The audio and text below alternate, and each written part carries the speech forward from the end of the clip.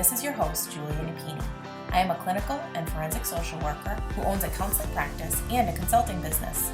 In this show, we discuss the challenges of being successful in business while maintaining your integrity and staying true to yourself. Join me while I interview other professionals and share insights from life and experience.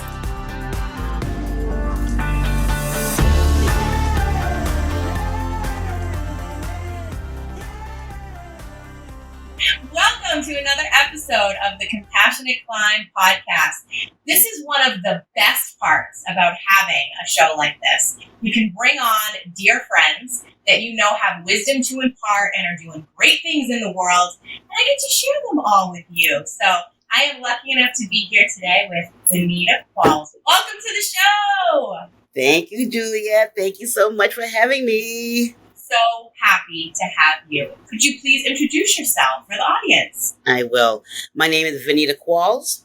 I'm a licensed mental health counselor, licensed drug and alcohol counselor. I'm licensed in Massachusetts and in Georgia. I have a group practice called Soulful Essentials. Soulful Essentials was created in 2011, and I've just been going on helping our communities heal. I have a lot of skills under me. I'm a graduate of Cambridge College. I have 2 master's degrees, one in Master of Education in Mental Health and Addiction, and also a master's in management with concentration in nonprofit. It's a lot. It's a lot. So I would love to share how we encountered each other. Thank you, Psychology Today. So Venita and I were both doing our thing, same geographic area, but didn't know each other. And we both had Psychology Today profiles. And with her licensure, with Medicare needs to get their act together, and they're getting there, but they would not credential her. And so she was getting all of these referrals for people that had Medicare that she couldn't take. And so she reached out to me and asked if I would serve these individuals, being a licensed independent social worker. And we've met up and stayed in touch ever since. And that was several years ago at this point. So it's been a wild ride. It's been so incredible to be able to share my journey with you, to watch your journey. I've been so impressed with you. So tell us a little bit about your climb, how you got to where you are today. Did you always envision yourself as a therapist, a business owner, and a group practice owner, which we'll get to? You know, it's such a story. You know, I used to work for the trial court, and during my journey, I fell into a pothole. I went to a bad place in my life. But I worked with this clinician, and I have to call her out. Her name is Felicity Turgeon. And Felicity worked for Middlesex Mental Health Consulting, and they did assessments in the trial court, in the juvenile court. And there was a whole bunch of clinicians. I didn't know what clinicians were. I didn't know what they did. I worked in the probation department. And Felicity said to me, Venita, you need to be over here with us. And I said, well, what do you guys do? She says, we're counselors. And I was like, well, what do you do? She said, we help people. You should be over here with us. During this time, I was trying to be a probation officer, and I was an associate probation officer. Well, it didn't pan out. And so I ended up leaving the trial court. I had, my own personal issues that was going on. And then I ended up going back to school. I got my master's in management and graduated in 2005, June of 2005. And then I ended up going back to Cambridge College, and that's where I got my first master's, and getting the Master of Education with a concentration in mental health and addiction. I had to go back and see Felicity and tell her thank you for seeing something in me that I didn't see 8 years later. And so here I am 8 years later. And here I am loving being a clinician, helping people work on themselves as I had to work on myself when I hit a little pothole in my journey of life. I appreciate you sharing that. And I really think that the majority of us can relate to those pivotal people, but we don't necessarily always give them the credit that they deserve. And the fact that you went back there after all those years and made it a point to tell her the influence that she had, that must have been an incredible reconnect? Julia, I appreciate you saying that because she saw something in me that I didn't see. It's kind of like when we do our counseling, people don't see what we see. We're on the outside looking in, with our clients, and she was on the outside looking into me, and I'm on the inside looking out, and I didn't see what she saw. Yeah. I mean, I knew who I was, maybe, but she saw something in me that she felt could really add value to this. And so with my life experiences, and they haven't always been great, and that's just the part of life. I've learned from them, and I'm able to take my life experiences and now take it to the clients that come to me and help them. Because now I'm on the outside looking into them, and I can give them the insight that was once given to me, and that's such a pleasure and a joy to do. So for me, not knowing that about your journey and only knowing you and your role as a therapist, you've totally found your calling. I never would have made that connection. I would have thought that this is something that you always had envisioned for yourself. So you've totally just embraced it. But I'll tell you this, I did want to be a CEO of a Fortune 500 company. I said to myself, I need to be my own boss. Like, I know my personality. I know that I like control. I like to be the boss. I want to be the leader. And when you work in other people's companies, you're not. So in the back of my mind, I always said I would like to be able to own something. Sure. And so I didn't know what it was at the time, but I knew I had to do something for myself. And so when the opportunity came and I ended up leaving the trial court and I ended up, going back to school and having my journey, and I created Soulful Essentials out of the midst of my pain, here I am 12 years later with the group practice of Soulful Essentials, a healing project, helping people, that are struggling. So tell us more about this private practice journey. So you made the decision in what year? So I worked. It's funny. I was with one of my mentors. I have mentors. I have a lot of mentors, and we have to have mentors. And I consider you too, Julia, a mentor, because even though we met, we've always bounced things off of each other. It's like, I gotta call Julia. You came and saw me when I opened up my practice in Fall River when I first started. And when I was giving you the, so we've always been together, friend-wise as well as professionally. So I thank you for that. But I was with one of my mentors when I first started the other day. I started with an agency called Pyramid Builders, and it's the first Black mental health counseling agency in Massachusetts. And so I started to do this journey. I started out as a community support worker. And Dr. Omar Reed, who has a doctorate in psychology, who was the creator of Pyramid Builders, said to me, well, sister, he said, you have a master's in management, but you don't have a master's in counseling with what we do. And that's when I ended up going to Cambridge College and getting this degree. And so I worked in his agency, and I did, in-home therapy. I've done it all. TTNS, TM, and therapeutic mentoring, and I've done it all. I worked in the methadone clinic. I worked in the homeless shelters. I worked for Pine Street Inn running programs for men. And I didn't want to because, well, I'm a woman. I'm a woman with kids. I don't know about working with men. And that was the greatest opportunity because it took me out of my comfort zone. And so I'm able to build up my craft, working in different places. And then when I created Soulful Essentials, I was ready. I was ready. And so, again, I've been in my practice since 2011. I'm trained in brain spotting. I'm a brain spotting consultant. I'm trained in EMDR. I'm trained in IFS, Internal Family Systems. I'm a Reiki master. I believe in mind-body healing. We know about our Dr. Bessel van der Kolk, who talks about the body keeps the score. And I think that's important in the healing process. And I'm also in a PhD program with Quantum University, getting my PhD and doctorate in integrative medicine, which is very important in the mental health because we need to have our nutrition right, eating well, sleeping well, understanding the unconscious mind and bringing it to the conscious, what we do. And so my practice has evolved over the years, learning different skills and crafts so I can help my clients. Right. Because it's not a one shoe fit all.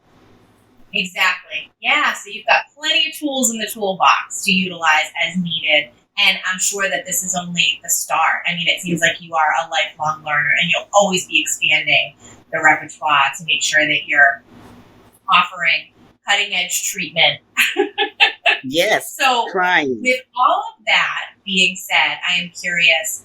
We talk a lot on this show, and I hear a lot from other practitioners that business training is missing from our graduate programs. Now, with you having that master's with management, do you Yes. feel that was helpful in your business journey? Do you feel like you were more prepared than the average clinician to get it up and running?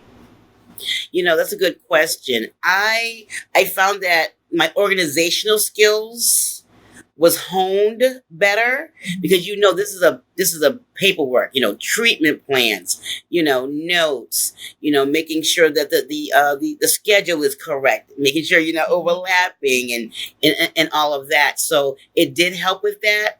I do find that this is a definite component that is missing in the program, that when people are coming out of, I mean, in school, they teach us theory.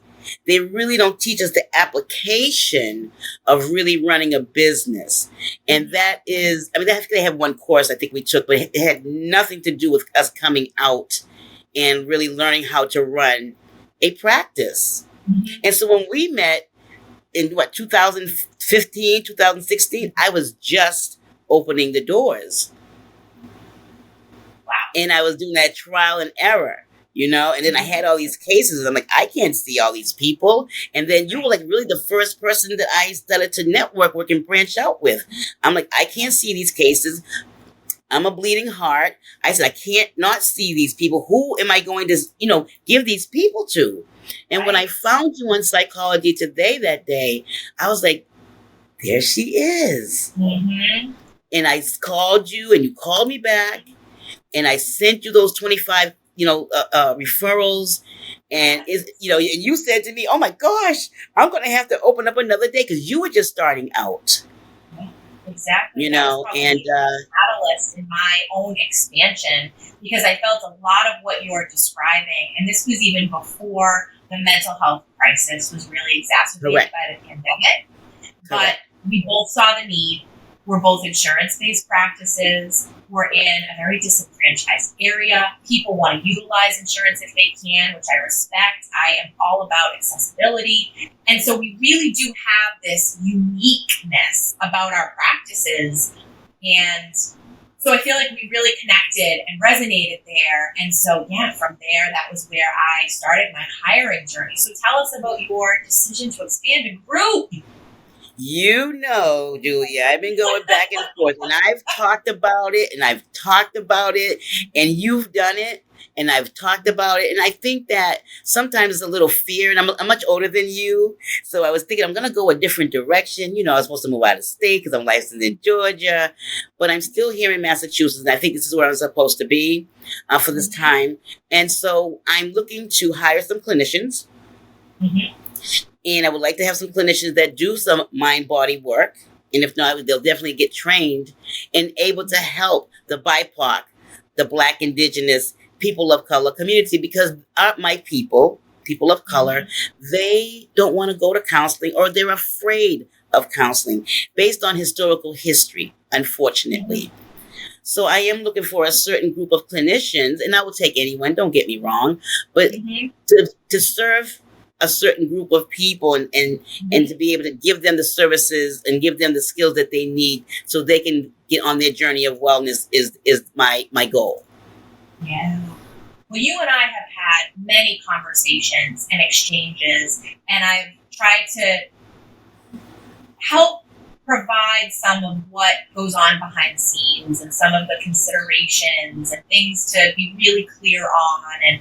And so I thought it would be a great opportunity to have you on and maybe ask a question about this stage that you're in so that our conversation could potentially help others who might be on the fence, deciding whether or not group practice is for them.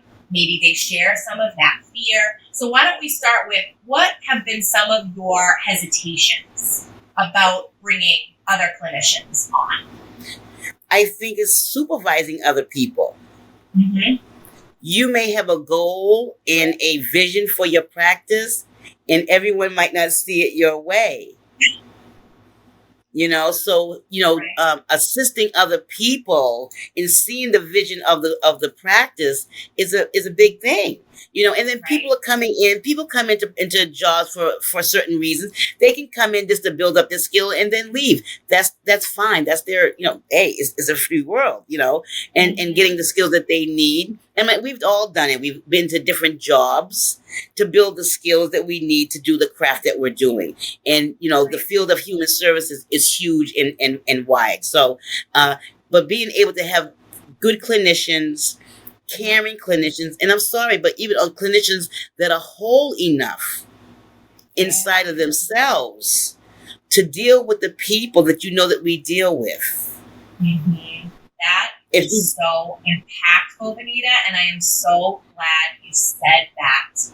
I operated off of the assumption that if somebody completed a master's degree in a mental health, in the realm of mental health, and they got to the point of independent licensure, and they are a parent, or they are a grown adult who's lived some life, I made the assumption that they would come into the practice whole, capable, fit, ready to do the work. And we don't necessarily always know what we need to know from an interview, several interviews, references. It takes time, it takes experience, it takes exposure. So I appreciate that you mentioned that. So I think that the people that are listening can definitely relate to that piece where there's more responsibility, there's more liability, there is the need for a clear vision and mission, and are people going to be aligned with that? And then additionally, once they come, are they going to be the right fit? And are they going to be open to feedback, to direction? How are they going to respond to that? Because if they are, I feel like we can work with that. Would you agree? Absolutely. And to say that, I'm glad you said that, because I know once I graduated school, I job hopped. I did. I did, because I felt that it was new to me. Like I said, I had been with the trial court for years, so this was a new field for me. So I wanted to learn what the human services community had. And I went reluctantly to places that I didn't want to go. I didn't know anything about Habit Opco, the methadone clinic. I didn't know. I said, oh, you're keeping them, hooked on one drug. And then when I went there and worked, methadone was saving people. Mm-hmm. And so my biases, not knowing, we're always so quick to judge because we don't know. And so when I went into Habit Opco, when I went into CSAC, Community Substance Abuse Community Counseling Agency, when I went there and saw and worked with my clients and said, I'd be dead right now if it wasn't for methadone. It changed my whole thinking. It changed my whole heart. Yeah. So, so I understand that when people come into agencies, they come in for a reason, for the season, and that's okay. Okay. And that's okay, but I want to be able to make sure that whatever I give to them, and if they do decide to leave, that I've given them the best of what they learned in Soulful Essentials. Okay. That their craft was not in vain. Right. Well, so at this stage that you're at, you're really solid in your practice. You have honed your skills. You've got the business side down. You've determined that you're going to remain in this area for the time being, and you are clear that expanding your practice is right for you. So with that being said, what would you say has been a big stumbling block, potentially? Finding a good area, a good building. You want to be able to have a decent spot, accessible parking. Parking is a big thing because we're in the Northeast. It's cold. It might be great right now because the sun is shining on us, but come September, October, when that winter comes and the snow hits, people want to make sure I can get to at least get closer to that doorway. So I find that finding a good accessible building is location is a good thing. Yeah. Well, and it sounds like not only parking, but I would assume handicap accessible. handicap And sound accessibility. proof, that's a big one. Not all Yes. offices were considering therapists when they were built and having that added component. But then beyond that, it sounds like you're looking for a space that will grow with you, that you Correct. can have multiple offices available. I'm assuming a waiting room, but expand Yes. in time. And that's a tall order. So you have had a hard Yes. time finding something that's going to suit your needs. Correct. Correct. Mm-hmm. And then also, adding the different components that I would like to add, because I believe that nutrition plays a big part. And again, I would love to be able to have, running some groups, have a room for groups to talk about nutrition, dietitian, weight management, and having that space to be able to do that. So definitely having the great space to be able to assist the clients that definitely will be coming in. And that can be a challenge. It absolutely can. So is there something on your mind today that you feel potentially through our conversation that maybe I can provide some direction or that other people listening could benefit? If they're in a similar stage and looking to expand, find a location, incorporate these other modalities and specialties. I just say take your time. Mm-hmm. Take your time. As they say, Rome wasn't built in a day. And when you're building your practice, it takes time. I mean, Julia and I, we've been friends for 7 years now, Mm-hmm. going on 8. And so we've all, I've had 2 or 3 different offices. Right. You've just expanded your practice. Mm-hmm. So it takes time. You can't rush. You want to make sure your ducks are lined up. You want to make sure that everyone is on one accord for the move, Mm-hmm. for the growth, because people are afraid of change. Mm-hmm. And so make sure that you're incorporating when you're expanding. If you do have staff, that you're giving them, knowledge forthwith, letting them know in advance what's going on. Don't make it a surprise. It's not a secret, because if they're going to come with you, they need to know what's going to happen with them, Right. and incorporate them in that process. And just taking your time and being diligent about what you want for your future in your corporation. Yeah, I guess that makes me think about the steps in the process. So when I work with consulting clients, very oftentimes it's catered to them specifically. I really take the time to learn about what it is their vision is, what they have for goals, what experience they're bringing into the process so that we can utilize that, and then we kind of come up with a system. But you're making me think about how there definitely are some concrete steps that really do need to happen in a certain order. And so it sounds like for you, you established a lot of the preliminary steps for your solo practice. So like establishing the business name, the business entity, and then your ideal population, marketing, those referral sources, generating enough clients to fill your caseload and now ultimately someone else's. But then it sounds like in this next phase of expanding, it sounds like location was a priority, but then you're also really honing this vision, mission, values. Can you speak a little bit more about that? So I'm bringing this up because I know how invaluable it has been for me when I am putting out to the world that we're hiring, when I'm sitting with someone who's a prospective clinician, to really ensure that they're in alignment with our practice. And we actually now have clinicians sit in on interviews so that these prospective clinicians can ask questions and get an impression of what it's like to work here. But then in reverse, the clinicians in the practice can ask what they need to know in order to feel this person would be a right fit. So tell us more about that process for you of really getting clear in terms of how you would identify or set your practice apart from the others that are out there. That's a good question. I had worked for an agency, and I did a round table with their staff also. They called it a round table. So I did a round table with their staff because we're working together. We're supposed to work in harmony. We're supposed to work at a team. So even though I look great on resume, they want to know, where have you been? What challenges have you overcome? And how did you address that? How do you address management? How do you address your fellow staff members? So that's a challenge in itself. To answer the question, I think that I would. That's a good question. I think that I would definitely do well, have my administrative staff, do the background checks, making sure everything's in order, and able to sit with them and find out what their vision is for themselves to make sure that they're even aligned up with what Soulful Essentials is doing. Are they able to get more skills for themselves that they can incorporate to bring in to the agency, because they're also a reflection of the agency. Mm-hmm. And and are they willing to do extra education for themselves? I think that's a good question. I'm going to think about that one too, Julia, because what I've learned about business evolves. It doesn't stay the same.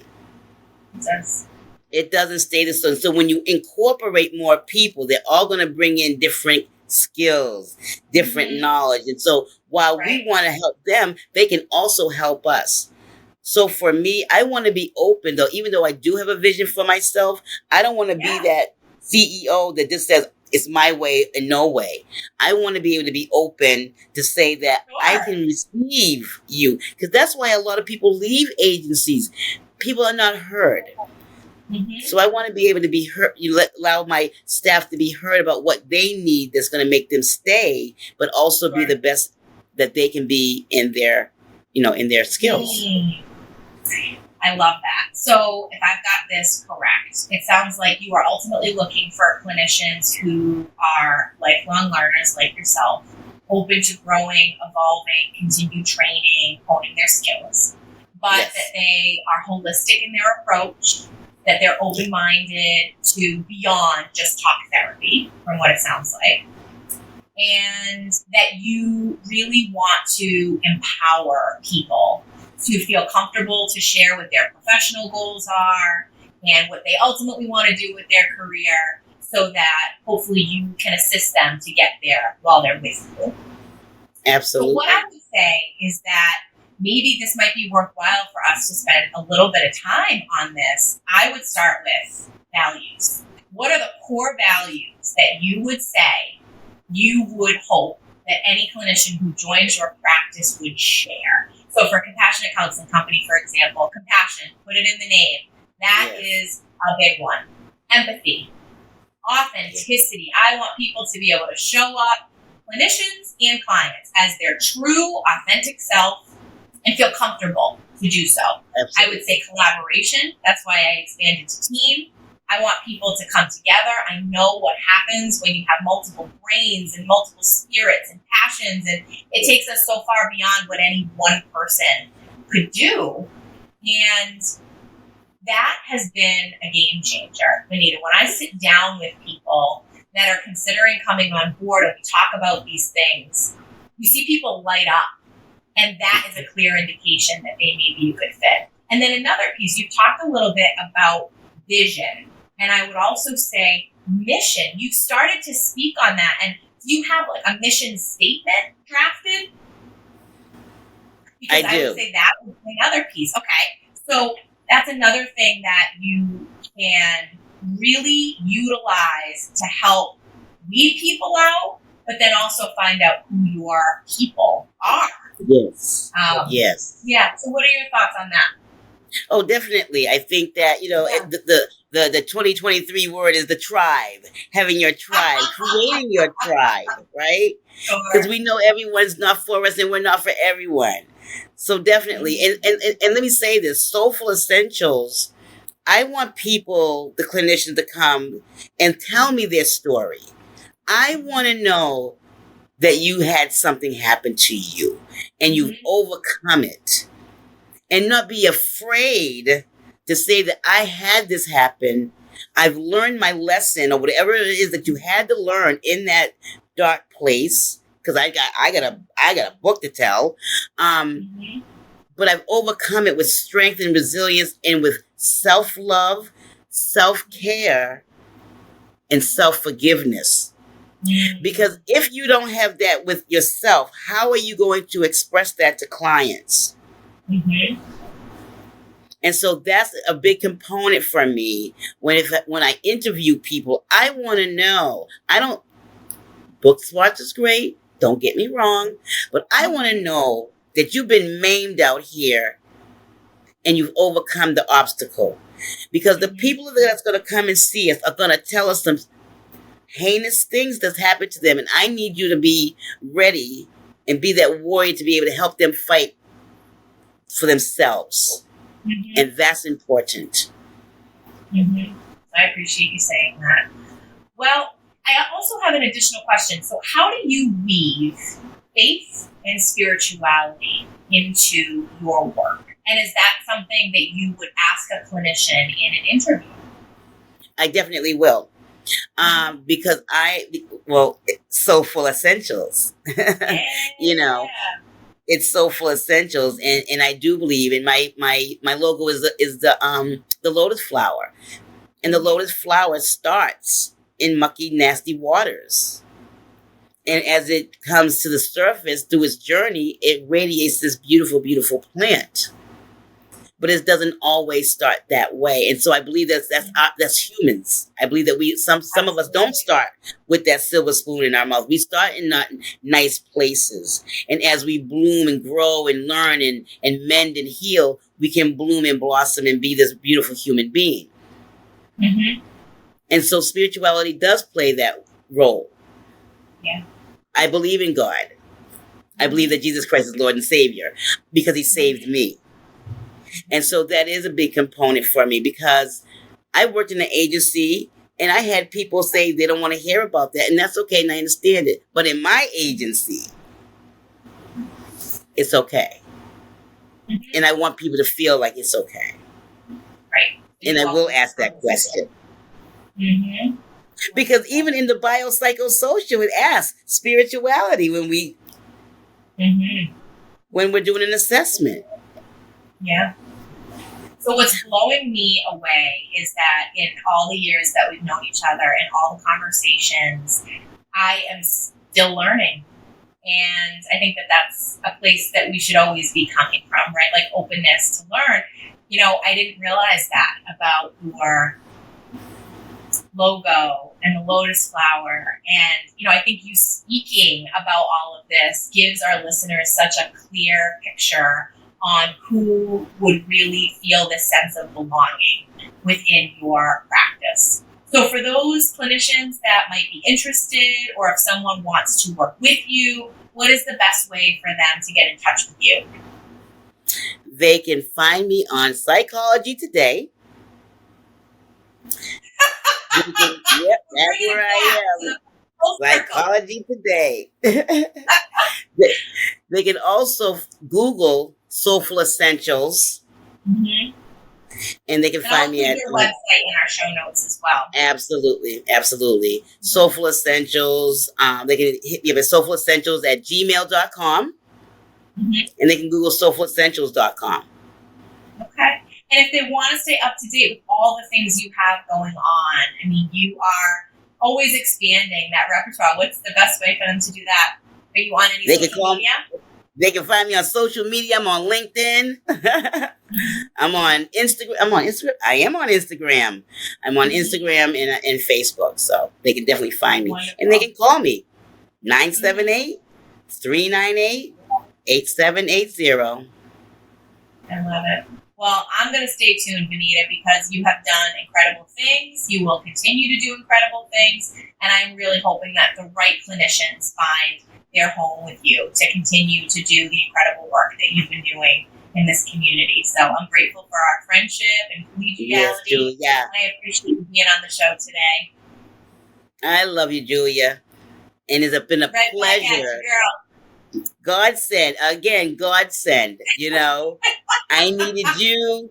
You didn't know you needed me. And here we are 7 years later, speaking about our businesses, talking about our beautiful craft, and again, helping each other continue to grow. So it's always been a pleasure to be with you.